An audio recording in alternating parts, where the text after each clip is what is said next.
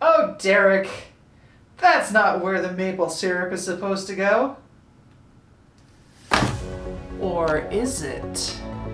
Hi, tree sap. Kaylee here. What if rhinos were yellow?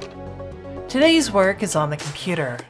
I like to use Krita for my digital work. I'm not a huge fan of Adobe in general, so I haven't made Photoshop a priority. It's a good thing I got myself a Krita here, though. I love it so much. I like to start the background in a neutral gray to keep from searing my eyeballs on a white canvas. It's a little baby rhino. Rhinos and hippos are some of my favorite animals. They're just so blobby and round. This paint I use is called a shape fill tool. It lets me be a little bit more precise than the paint bucket tool, especially since I'm pretty bad at closing my sketch layer. Just a little underpainting to go with the sketch to get things going.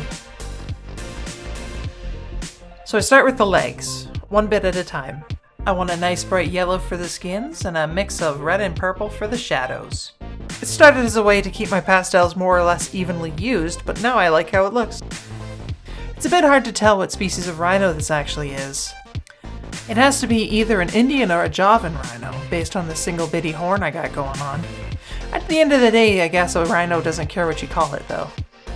I like to wander a bit when I'm painting digitally, so I add a little bit of detail on the front leg while I'm thinking of what to do next. I don't always plan ahead real good. I often don't decide what to draw until I sit down and I'm like, okay, here's something off Instagram. This is nice. This is a nice and normal thing to draw.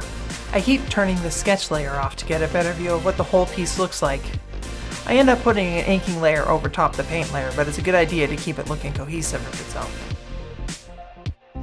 I gotta wonder what Winnie the Pooh would look like if Christopher Robin had had a rhino plushie instead of a teddy bear. He probably still wouldn't be able to get pants on it. He'd be climbing trees a lot less too, but I think he'd be able to get away with the beehives on him from crashing into the tree trunks. Oh my god, finally the head! This little baby gets a face to be cute with. I find that segmenting the bottom layer of paint like this lets me kind of narrow my view of it a bit.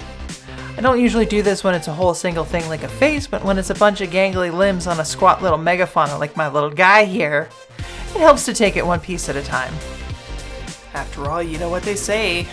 A limb a day keeps the doctor away writing reports. Getting some finer detail on it, such as with the ears and the eyes. I really like the greenish light I have almost dripping on the rhino, with the greens and then the warmer shadows with the reds and purples.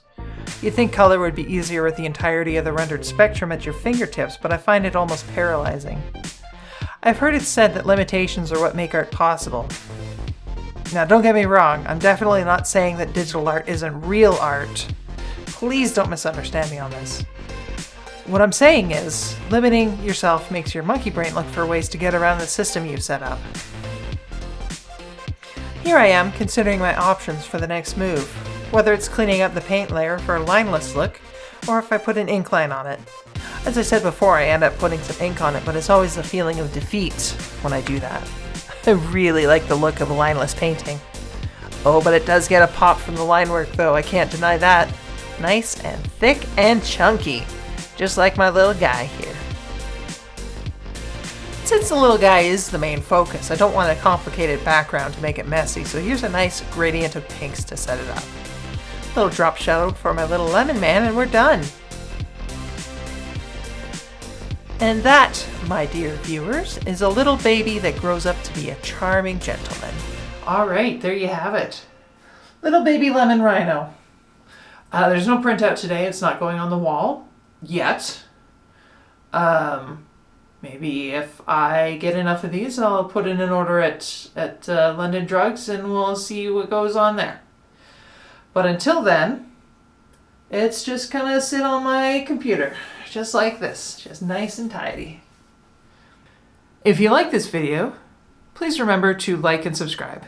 Ring that notification bell, and if you got any comments, please leave them in the comment bar down below. Have a wonderful day.